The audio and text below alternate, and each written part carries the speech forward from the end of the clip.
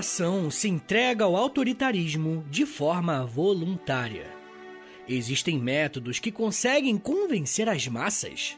Essas são apenas algumas perguntas que podemos nos fazer quando estudamos com mais detalhes o que foi a máquina de propaganda nazista.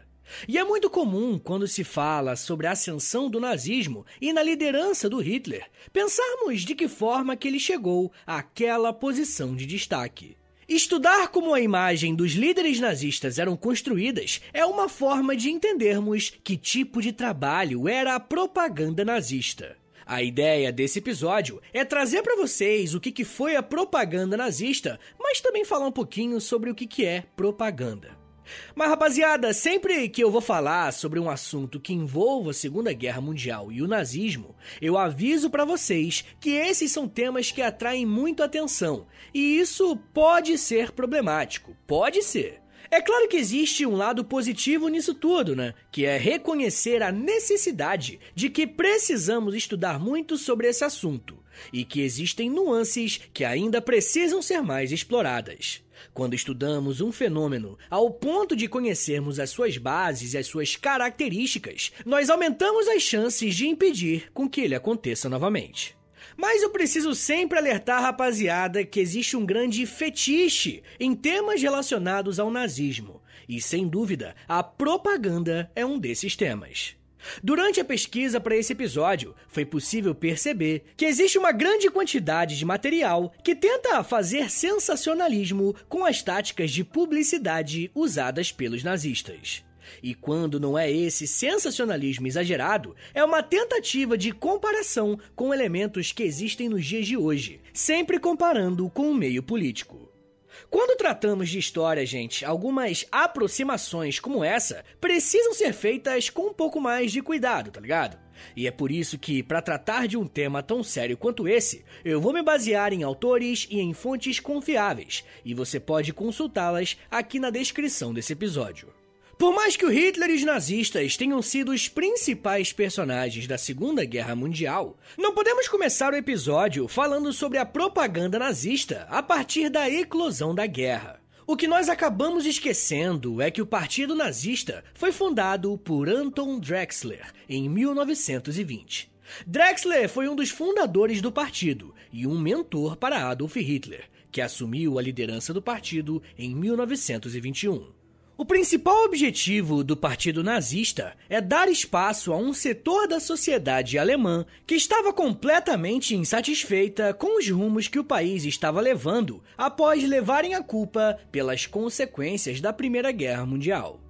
O sentimento de muitos alemães, principalmente aqueles que lutaram na guerra, é que o país foi traído por aliados, humilhado por seus inimigos, e alguns mais conspiracionistas defendiam até que o governo alemão da Primeira Guerra Mundial tenha sido corrupto e vendido a desistência da Alemanha na Primeira Guerra em troca de muito dinheiro, mas não dinheiro que ia para a Alemanha, e sim para o bolso de algumas pessoas específicas. Um dos principais sentimentos dessa primeira militância era o ressentimento.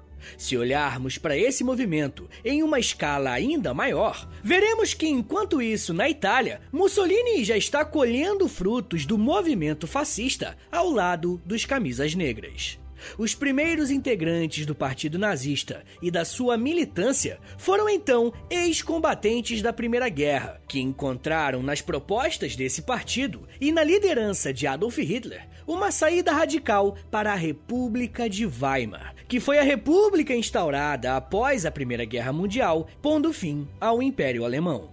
Essa parcela da população alemã que estava com esse ressentimento dizia que a República de Weimar não fazia nada por eles. E dizia até que eles eram colaboracionistas demais com o Tratado de Versalhes, o tratado que, para esse grupo, era extremamente humilhante. Mas vocês podem imaginar que não dá para tomar o poder no país apenas com esse grupo minoritário.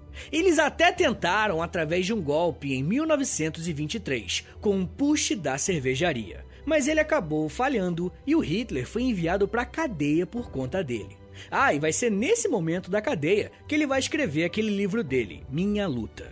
Isso mostra pra gente que, durante a década de 20, os nazistas ainda eram muito fracos. Se formos falar do jogo institucional pra valer, em 1925, um membro do partido nazista se candidatou à presidência, e ele recebeu apenas 1,1% dos votos. Para um grupo que tinha aspirações de reformar a Alemanha, esse era um resultado muito fraco. Um dos principais objetivos a curto prazo que o partido tinha era aumentar a sua popularidade em outros setores da sociedade. A figura que teve um papel muito importante nesse processo foi um farmacêutico chamado Gregor Strasser. Strasser era de origem bávara e lutou na Primeira Guerra Mundial, chegando ao cargo de tenente. Após concluir o seu serviço militar, ele também achava que era preciso unir os alemães para reconstruir o país, e encontrou no nazismo uma alternativa para essa questão. Mas diferente dos outros integrantes do partido, o Strasser era filho de um advogado politicamente ativo, e por isso tinha trânsito a uma certa elite política que os outros integrantes não tinham. E é bem verdade que para muitos nazistas, essa mesma classe política era uma das principais causas dos problemas da Alemanha. Mas em muitas situações, uma aproximação seria bem-vinda. Além disso, Strasser era conhecido como alguém que teve acesso a uma educação de qualidade e tinha um repertório cultural um pouco maior. Todas essas características foram usadas para aproximar o partido nazista de parte da classe média alemã, que ainda tinha algumas barreiras com os ideais nazistas. Além disso, o Strasser se mostrou um bom administrador, e em 1925, seus esforços já tinham rendido um aumento quadruplicado no quadro de membros do partido nazista. E ouvindo tudo que eu tô falando desse cara, você deve estar se perguntando, né? Pô, Vitão, se ele era tão importante e relevante, por que eu nunca ouvi falar dele? Olha, essa é uma pergunta muito interessante. E, de fato, o Strasser tinha tudo para ser um dos maiores nomes do nazismo. Mas existia um porém. Ele tinha uma diferença muito grande com os outros membros mais radicais do partido. Ele não acreditava que o antissemitismo deveria ser a base do partido. Quem explica isso melhor é o historiador Richard Evans, ao dizer que, abre aspas, Strasser desdenhava os outros grupos ultradireitistas que julgavam que a solução primitiva do antissemitismo fosse adequada. Ele chegou a dizer para um companheiro de partido que o nazismo era diferente, porque buscava uma revolução alemã por meio de uma forma de socialismo alemão. Fecha aspas. Olha, essa citação é muito importante por alguns motivos. Primeiro porque mostra que, para esse integrante do partido nazista, os seus companheiros deveriam buscar uma saída socialista para a crise. E será que ele está falando do socialismo de Karl Marx? Será que é o mesmo socialismo da União Soviética? E eu faço essa rápida provocação porque é muito normal nós vermos na internet pessoas conceituando o nazismo como sendo de direita ou sendo de esquerda. E até hoje isso é uma questão que gera muitas dúvidas. E eu vou responder essa questão justamente no episódio que eu faço para os apoiadores do podcast lá no Apoia-se, beleza? Então se você quiser ouvir esse e os outros mais de 80 episódios que já tem por lá, é só assinar apoia.se/História em Meia Hora ou clicar no link da descrição para descobrir se o nazismo era de esquerda ou de direita. Mas eu disse que essa citação do professor Richard Evans era muito importante por dois motivos. E o segundo é apontar que existia uma divergência em relação à questão dos judeus dentro do partido nazista. Como nós temos o privilégio de saber o final da história, nós sabemos que essas camadas, que não defendiam a ferro e fogo o antissemitismo, ficaram cada vez mais isolados e acabaram perdendo seu espaço. E de fato, o próprio Hitler nunca teve contato pessoal com esses políticos que não aderiram aos ideais racistas dos nazistas. E se a década de 20 estava chegando ao fim com o partido nazista crescendo nos veteranos de guerra e nas classes médias, estava na hora de conquistar as massas. E para fazer isso, Hitler contou com o apoio de um homem com dificuldades físicas, mas com a certeza de que era um homem escolhido para salvar a sua nação. Eu tô me referindo a Joseph Goebbels, o futuro líder da propaganda nazista.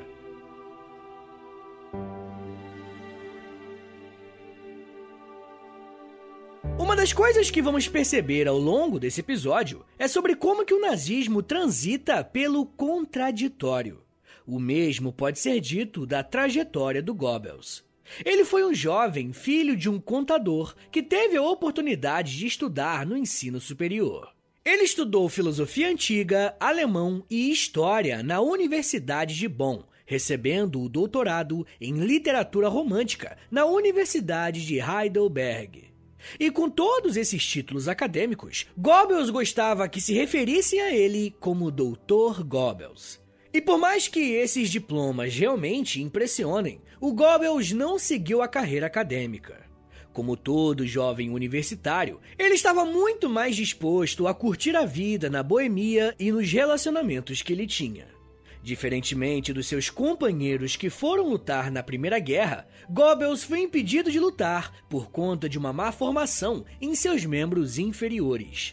Um dos seus pés era torto, e isso fazia com que ele mancasse um pouco. E eu nem preciso falar que ao longo da sua vida ele foi muito ridicularizado e foi alvo de muita chacota. Mas de acordo com Dietrich Orlow, Goebbels acreditava que estava destinado a realizar grandes feitos. Com o fim da guerra, ele também foi insuflado por aquele sentimento de revolta e ressentimento, e por isso decidiu ingressar no partido nazista. Só que Goebbels era diferente de boa parte dos integrantes do partido. Olha só o que o historiador Hugh Trevor Hopper falou sobre ele, abre aspas. Em certos aspectos, Goebbels era diferente das outras lideranças nazistas. Seu intelecto e temperamento com frequência eram descritos como latinos, talvez porque evitasse arenga filosófica e retórica vaga. E, em vez disso, falasse e escrevesse com uma clareza e franqueza notáveis, mas em certas ocasiões misturadas com humor sarcástico. Fecha aspas. Essa personalidade fez com que Goebbels ganhasse pouco a pouco algum espaço dentro do partido nazista, principalmente na Renânia, local onde ele se tornou um dos principais recrutadores. Sem dúvidas, a característica que mais chamava a atenção em Goebbels era a sua capacidade retórica. Vários historiadores são categóricos ao afirmar que ele só não era tão envolvente na fala quanto o próprio Hitler. A aproximação dos dois vai acontecer a partir de comentários extremamente positivos que o Goebbels fez sobre a obra Mein Kampf, escrita por Hitler enquanto ele estava na cadeia. O primeiro encontro entre as duas figuras ocorreu no dia 6 de novembro de 1925 e se liga no impacto que isso causou em Goebbels. Ele disse o seguinte sobre o Hitler, abre aspas, seus olhos grandes, olhos azuis como estrelas. Ele é o tribuno nato do povo, o ditador vindouro. Fecha aspas. Caso você não saiba, a palavra tribuno significa orador, alguém que fala em nome do povo. Goebbels e Hitler já sabiam que a sua principal arma era o discurso e a sua capacidade de envolver a população. Mas no final dos anos 20, Goebbels ainda não tinha aderido ao programa nazista por completo, exatamente como Strasser também não tinha feito. Mas isso mudou em 1926, quando o próprio Hitler levou Goebbels para Munique, onde receberia a oportunidade de discursar para outros membros do partido. Lá ele foi tratado com todas as honrarias, mas o que ele não esperava é que o Hitler tinha feito uma espécie de armadilha com Goebbels e com os outros líderes nazistas que ainda não estavam 100% alinhados com todo o partido. Richard Evans conta que nessa conferência, Hitler deu uma coça nos caras e intimou que eles tomassem uma decisão ideológica contrária ou a favor do Hitler. E a condição é que, caso topassem aderir ao projeto nazista, a liderança do próprio Hitler deveria ser incontestável e a qualquer custo. A partir daquele momento, Joseph Goebbels decidiu seguir o líder e foi um dos homens de confiança de Hitler até o final da Segunda Guerra Mundial. Com a ascensão do nazismo, esse serviço de Goebbels ao líder nazista seria muito bem recompensado com uma das cadeiras mais importantes, o Ministério da Propaganda Nazista. Goebbels revolucionaria não só a forma de fazer política, mas principalmente a maneira que se falava com a sua população de como que os inimigos eram retratados.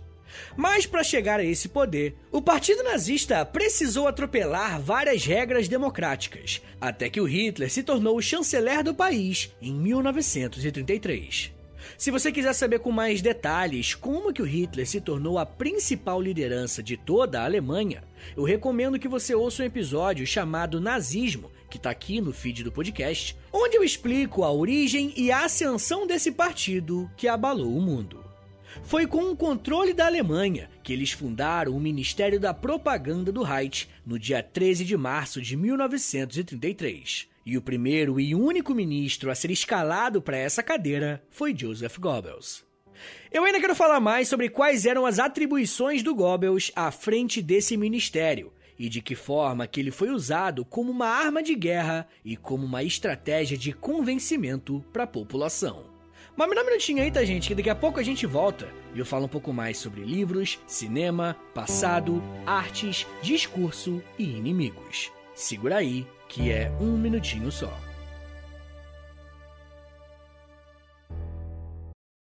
This episode is brought to you by LifeLock.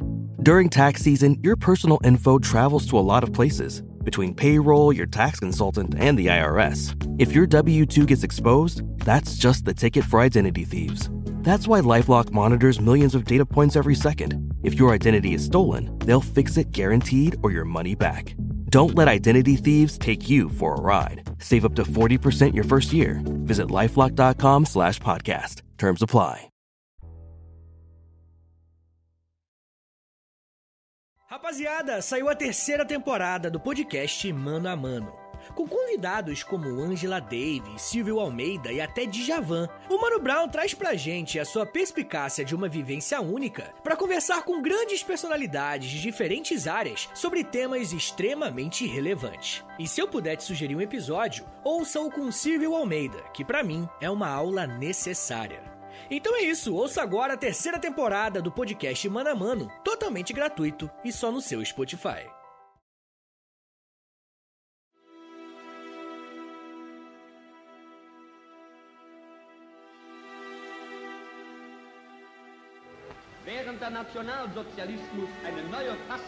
Abre aspas. Durante a nova formação do Partido Nacional Socialista dos Trabalhadores Alemães, da cultura esclarecida europeia, declararemos guerra ao bolchevismo e ao judaísmo internacional, à anticlasse média anticultural. Os nazistas estão tentando construir uma nova cultura. Os judeus são contra a própria cultura. Isso significa a destruição de todas as economias, conquistas sociais e civilizadas. Por trás de tudo isso está a conspiração internacional representando os judeus. Fecha aspas. As palavras que você acabou de ouvir fazem parte de um discurso que o Joseph Goebbels fez em Berlim, durante um congresso do Partido Nazista em 1935. Vocês encontram um vídeo desse discurso com facilidade na internet. E vai ser interessante vocês analisarem porque tanto Goebbels quanto Hitler tinham vários trejeitos, caras e bocas quando faziam esses discursos. Mas eu quero chamar a sua atenção para um ponto específico desse trecho, em que ele fala sobre a declaração de guerra ao bolchevismo e ao judaísmo internacional. E eu não sei o quanto que você conhece do nazismo, mas esses são os dois principais inimigos deles. Quando eles fazem referência ao bolchevismo, eles estão falando dos soviéticos, os famigerados comunistas. Já o segundo grupo que o Goebbels cita são os judeus, uma classe que há muito tempo já era rejeitada pela Alemanha e vários outros países europeus. Mas o que eu quero chamar sua atenção aqui é que esse discurso foi proclamado em 1935, um ano em que o Goebbels já era ministro da propaganda há algum tempo, tá ligado? Logo, usar esses dois grupos em seu discurso não era por acaso. Na verdade, como vamos ver, ao longo de toda a existência desse Ministério de Propaganda, a retórica usada pelos nazistas é sempre a de vitimização e a de elencar alguns inimigos da nação. Os judeus não eram considerados apenas um grupo étnico-religioso diferente dos germânicos. Para os nazistas, eles eram a escória, os culpados pela crise pós-guerra e a miséria durante a crise de 29. O grande papel do Ministério de Goebbels era fazer com que essa mensagem nazista fosse transmitida com sucesso para a população. E para cumprir esse objetivo, o Goebbels e os seus funcionários tinham total autonomia para interferir na arte, na música, nos teatros, filmes, livros, estações de rádio, materiais escolares e na imprensa. Ou seja, gente, em tudo que era publicado ou feito na Alemanha, tinha que passar pela aprovação dos nazistas e estar de acordo com as diretrizes do partido. Quem explica por que eles tinham uma atuação tão ampla em várias esferas da sociedade alemã é o historiador Bruno Leal, ao dizer que, abre aspas, na ótica nazi, o futuro da nação dependia não só das lutas travadas nos campos de batalha propriamente ditos, mas também em uma arena de batalhas simbólicas, no plano das letras e das imagens. No caso dessa segunda frente de batalhas, os nazistas alertavam que o país estava sendo derrotado de dentro para fora, sendo controlado por judeus ardilosos e por comunistas conspiracionistas. Eles controlariam não só postos-chaves do governo, bancos e empresas, mas também a imprensa, as escolas, as editoras, os teatros, as artes, o cinema e as universidades. Dessa forma, arruinariam os valores alemães genuínos, a família, a cultura nacional e a honra, desvirtuariam a juventude, tudo em troca de poder e dinheiro. Fecha aspas. De acordo com o professor Bruno, foi essa lógica conspiracionista que motivou os nazistas, através do Goebbels, a investirem tanto em propaganda. Mas antes de eu explicar de que forma que a propaganda nazista funcionou, qual que era a sua motivação? Quais eram os princípios que norteavam o trabalho desses caras? Existe um trabalho de um historiador chamado Jeffrey Herf, que é central para entendermos o aspecto cultural do nazismo. Esse autor trabalha com a ideia do modernismo reacionário, e esse, inclusive, é o nome do livro que deu vida a essa tese. E pode parecer contraditório, mas o Herf demonstra que o nazismo se baseia em princípios reacionários, ou seja, que negam a modernidade e desejam valorizar um passado que é idealizado. Só que, ao mesmo tempo que eles rejeitam o iluminismo e a sociedade liberal que foi criada no século XIX, os nazistas usam a modernidade para construírem uma nova Alemanha. Se esse é um tema que interessa a vocês, eu recomendo que tentem ir atrás dessa obra, Modernismo Reacionário, porque ela vale muito a pena. Mas se baseando no modernismo reacionário, Goebbels vai ter à sua disposição uma série de aparatos tecnológicos e de comunicação para fazer com que a ideologia nazista ganhe cada vez mais adeptos e, principalmente, tenha maioria na população alemã. Uma das formas que ele encontrou para fazer isso foi através do ensino infantil. Como nós vimos quase agora, um dos principais inimigos dos nazistas eram os judeus. E assim que o Hitler assumiu o poder na Alemanha, a vida dos judeus nesse país ficou complicadíssima. E não demorou muito para que as lojas cujos donos eram judeus fossem vandalizadas ou fechadas. Mas uma coisa é fazer isso com o apoio dos militantes do Partido Nazista. Outra coisa é agir com violência contra uma pessoa no meio da rua, onde a vida normal acontece. Como que os nazistas convenceram o grosso da população que os judeus eram, de fato, um problema? E é aqui que vem o pulo do gato, através de histórias. As crianças recebiam da escola livros paradidáticos que falavam sobre os judeus. E caso você não saiba, um livro paradidático é um livro de literatura ou de leitura infantil que é usado em um complemento ao ensino comum. Em 1938, o Goebbels financiou a produção de um livro chamado Der Giftpilz, que significa O Cogumelo Venenoso. Esse livro foi adotado em todas as escolas alemãs e o conteúdo era extremamente antissemita. O principal objetivo desse tipo de obra era mostrar para as crianças alemãs os riscos que os judeus traziam para o seu país. Se liga só no conteúdo do livro. No capítulo 1 tem um trecho que diz o seguinte, abre aspas, Do mesmo modo que cogumelos venenosos levam a uma terrível calamidade, o judeu é a causa da miséria, sofrimento, falta de saúde e morte. Fecha aspas. Em uma outra parte do livro, você encontra o seguinte trecho, abre aspas. Os judeus não são como nós. Os judeus são como demônios, e demônios não têm senso de honra. Tratam apenas de maldades e crimes. Fecha aspas. Dá pra imaginar que esse era um conteúdo dado para crianças? Gente, a ideia aqui era trabalhar o imaginário desses estudantes desde bem jovens, para que quando eles crescessem, o ódio aos judeus já fosse algo completamente naturalizado. E eu preciso que vocês entendam que esse tipo de postura era uma política de Estado. O Reich alemão agia conscientemente para operar esse tipo de trabalho com os livros infantis. Um outro foco bem importante da propaganda nazista eram os cartazes espalhados pelas cidades. Se hoje em dia nós temos os outdoor com aqueles painéis de LED gigantescos, na primeira metade do século XX era muito comum o uso de cartazes colados nas paredes por toda a cidade. E como aqui a linguagem já era mais direcionada para o público adulto, o conteúdo ficou bem mais pesado. Uma coisa que precisamos entender sobre o Ministério de Propaganda do Reich é que ele não existia só para passar uma mensagem. Organizando as fontes de maneira correta, conseguimos ver que a propaganda nazista era usada como uma etapa anterior à criação de algumas leis.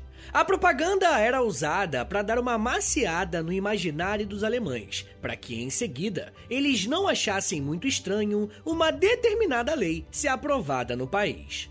Por exemplo, toda essa propaganda antissemita para crianças na escola não parou por aí. Ao longo da década de 30, foram aprovadas uma série de leis que restringiam o acesso dos judeus aos serviços e espaços públicos. E claro que se a lei fosse aprovada de uma só vez, talvez houvesse uma resistência por parte dos próprios alemães. Uma das leis que os nazistas queriam colocar em prática era a esterilização compulsória dos judeus. E em um português um pouco mais claro, o Terceiro Reich queria castrar o maior número de judeus. E a propaganda nazista entrava espalhando cartazes de judeus com claras deficiências físicas. Ou seja, o cartaz queria mostrar que seria positivo impedir que pessoas assim não fossem capazes de se reproduzir. Um outro tipo de imagem que circulava bastante era o de judeus atrás das grades, com os rostos com uma feição bem abatida e triste, em um cartaz que dizia o seguinte: vidas sem esperança. E através dessa propaganda, os nazistas tentavam apoio popular para o programa de eutanásia. Vocês percebem agora como que o Holocausto é uma parada que não acontece do nada? Tem uma escalada acontecendo aqui. Mas é provável que o elemento mais usado pela propaganda nazista tenha sido o cinema. Foi nessa mídia que os ideais antissemitas e racistas foram colocados na grande tela em formato de tramas que usavam atores famosos da Alemanha. O grande ponto do cinema é que, além de criar uma imagem estereotipada do judeu, do negro e do homossexual, os filmes produzidos por Goebbels reforçavam a ideia de uma superioridade alemã. Nos filmes nazistas, os judeus eram uma espécie de sub-humanos que se infiltraram na sociedade ariana. No ano de 1940, o filme O Eterno tinha acabado de ser lançado, e nessa obra, os judeus são retratados como parasitas culturais ambulantes, consumidos pelo sexo e pelo amor ao dinheiro. Olha que doideira, né? E é claro que temos aquelas obras que exaltam as lideranças nazistas. O filme O Triunfo da Vontade, de 1935, exalta Hitler e o Partido Nazista. E não pense que o Ministério da Propaganda tinha apenas essa atuação para dentro do país. O Ministério também tentava preparar a população para a guerra. Diversos cartazes eram feitos ridicularizando os soviéticos e motivando os supostos arianos a lutarem pelo seu espaço vital. Os comunistas eram retratados como pessoas com problemas mentais e os nazistas eram homens equilibrados, fortes e viris. Mesmo com o início da guerra, o Ministério de Goebbels se manteve muito atuante em duas frentes. A primeira era continuar motivando a população, produzindo peças publicitárias e até filmes que exaltavam feitos heróicos durante a guerra.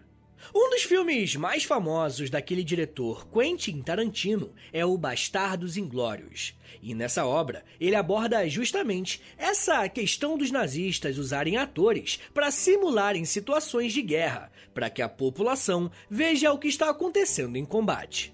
E é claro que o trabalho do Tarantino é uma ficção, mas ele se baseia em um ponto da realidade. E falando em realidade, a propaganda nazista também era usada para alterar o que acontecia no país, principalmente nos campos de concentração. Eu estou me referindo a uma situação que aconteceu em junho de 1944, quando a Polícia de Segurança alemã permitiu que uma equipe da Cruz Vermelha Internacional inspecionasse um campo-gueto da cidade de Theresienstadt. Esse era o local onde os judeus foram levados para serem separados e, em seguida, exterminados. Mas você sabe o que o Ministério da Propaganda mandou fazer? O gueto passou por um processo de embelezamento, só para mostrar que as pessoas que estavam ali eram bem tratadas. E é claro, na verdade, elas não eram. E a própria existência desse gueto já era uma demonstração de como que a jogada era muito bem pensada. Ao longo de todo o governo dos nazistas na Alemanha, os judeus já começaram a ser retirados das suas casas para serem enviados para os campos de concentração ou para esses guetos, como eu falei. Mas o destino dessas pessoas não era algo de conhecimento público. Logo, alguns alemães achavam estranhos que os seus vizinhos fossem levados de suas casas. E é aí que entra esse campo-gueto, pois os alemães podiam visitar para ver que apenas idosos e pessoas com dificuldades que moravam ali, para ter uma condição de vida melhor. Esses guetos foram filmados e levados para toda a Alemanha, como uma prova do que de fato eram os expurgos que aconteciam. Dessa forma, os nazistas conseguiam esconder os campos de extermínio e evitar que a sua população se revoltasse por algum motivo. O Ministério de Propaganda, liderado por Goebbels, existiu entre 1933 e 1945 e serviu como um braço ideológico e de propaganda para a promoção dos ideais nazistas. O nazismo só foi do tamanho que foi porque houve uma máquina de propaganda com um vencimento e um apagamento dos crimes. E é possível discutir sobre como que algumas dessas táticas usadas sobreviveram ao tempo e chegaram até aqui nos dias de hoje. Mas isso já é um papo para uma outra meia hora.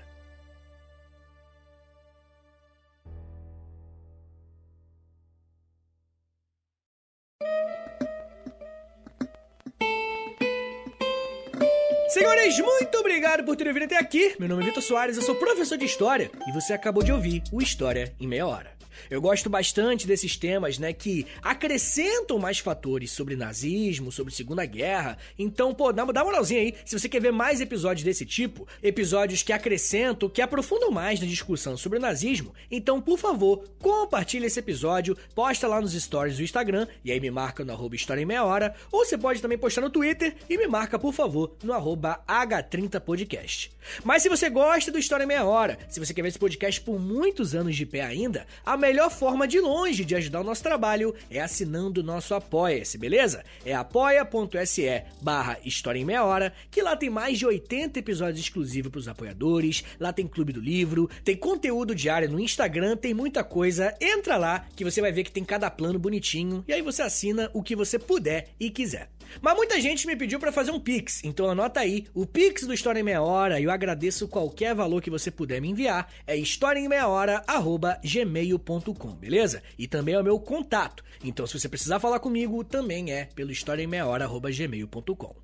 Rapaziada, o História em Meia Hora tem a parceria com a Loja, L-O-L-J-A, Loja. Entra lá no site deles, é loja.com.br, digita História em Meia Hora, que você vai ver as nossas roupas lá. A gente tem moletom, tem camiseta, tem blusão, muita coisa com estampas exclusivas do História em Meia Hora, tudo com temas relacionados à história, né? E claro, né, quando você compra um produto lá na loja, na nossa loja, tá? Especificamente, você também ajuda o nosso trabalho, beleza? Uma outra coisa que eu vou te pedir um favorzinho, mas isso aqui não custa nada, é de grátis. É o seguinte, é você ir na nossa página principal aí do Spotify, e aí você vai fazer 3 coisas. Primeiro, vai clicar em 5 estrelinhas, você pode avaliar o podcast, e aí clica aí porque eu tô querendo que antes de 2023 a gente chegue a 20 mil avaliações, pô, ia ser sensacional. Depois você clica em seguir, e por último, você clica no sininho, que aí no seu celular você vai receber notificação bonitinho com o nome do episódio quando sair o episódio novo, beleza? Rapaziada, não se esqueça também que o História em Meia Hora ele faz parte de um grupo de podcasts, é um grupo chamado Educação em Meia Hora, que eu tenho o prazer de ter criado junto com uma rapaziada, que já tem o Geografia em Meia Hora, um podcast muito legal, que quem apresenta é o Vitor Augusto, e também tem o Astronomia em Meia Hora, olha que maneiro, quem apresenta é a Camila Esperança, então ouve lá Geografia em Meia Hora, Astronomia em Meia Hora, e esse ano tem mais podcasts educacionais em meia hora chegando por aqui, tá bom? Então é isso, gente, me siga nas redes sociais, é @Prof. Vitor Soares no Twitter, no Instagram e no TikTok, tá? Todo dia eu posto um videozinho educativo de 1 minuto só, bem curtinho, lá no TikTok, tá bom? É isso, gente, muito obrigado, um beijo, até semana que vem! E valeu!